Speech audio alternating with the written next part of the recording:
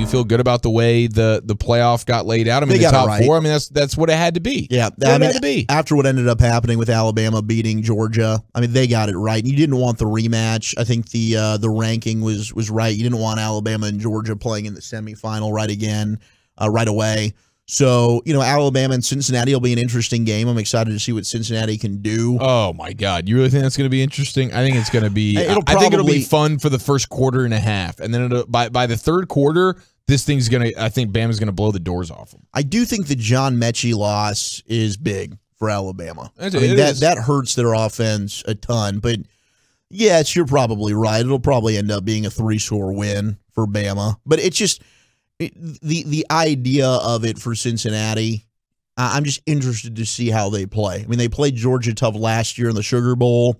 I wonder how well they can play. I mean, Alabama's coming off their most impressive win of the season. There's no question about that. But the rest of the year, it's not like they looked unbelievable. So without maybe their best receiver, although Williams, I mean, that kid is fast as hell. Yeah, that dude's outstanding too. He looked fantastic. But Desmond Ritter's a good quarterback for Cincinnati. I'm picking Bama. Don't get me wrong. Oh, no, for sure. But I'd love to see Cincinnati make this a competitive game. I wonder what the line's going to be on it. I mean, there might already be there probably is something some lines out that we could look at. The Orange Bowl is Michigan and Georgia. I'm just upset that these games are on New Year's Eve. The college football semifinal games, in my opinion, should always be on New Year's Day.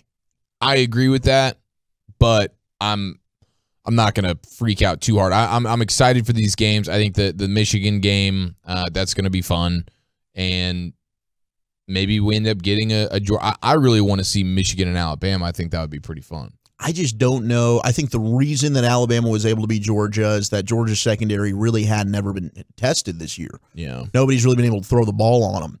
I don't know if McNamara vertically is going to be able to test Georgia. That will be the key. If they can, and Michigan can have success down the field, we know they can run the football, and we know defensively they can probably at least maintain and keep Georgia in check. Definitely. The question will be, can McNamara attack that Bulldog secondary and have anywhere near similar success to what Alabama and Bryce Young did? If they do, if they are able to have any kind of success, then they got a shot to advance and play what most likely will be Alabama in the national championship. It'll be fun.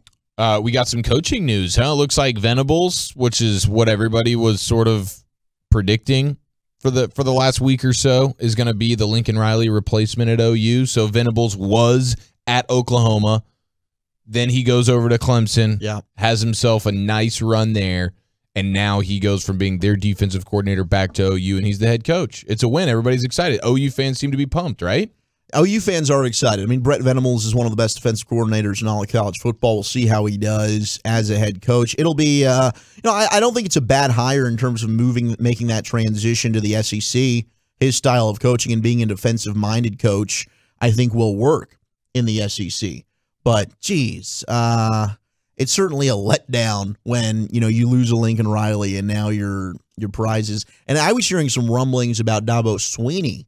Maybe Oklahoma was trying to pull Dabo away from Clemson and offer him a sweet package, just try and go, all right, Dabo's our next head coach, and he's going to bring Brett Venables with him to be the defensive coordinator. That would have been an epic power play move by Oklahoma. That did not end up happening. They do get Brett Venables. So, hey, OU fans are very, very excited about that. Their linebacker, Nick Benito, who will be one of the more highly regarded defensive players in the upcoming NFL draft, he's opted out of their Alamo Bowl matchup. He's declaring early for the NFL draft. So Nick Benito will not be playing in the Alamo Bowl for Oklahoma. And then we had talked about this on the show, but it is official. Mario Cristobal leaving Oregon.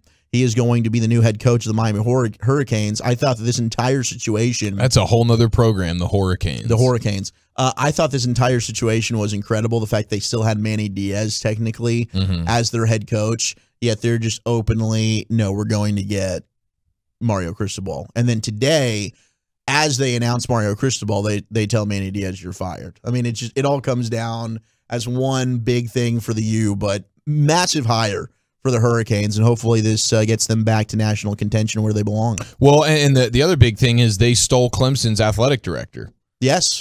They steal Clemson's athletic director. They go get Mario Cristobal, both of which have Miami ties. They've both they both attended it and I think played there.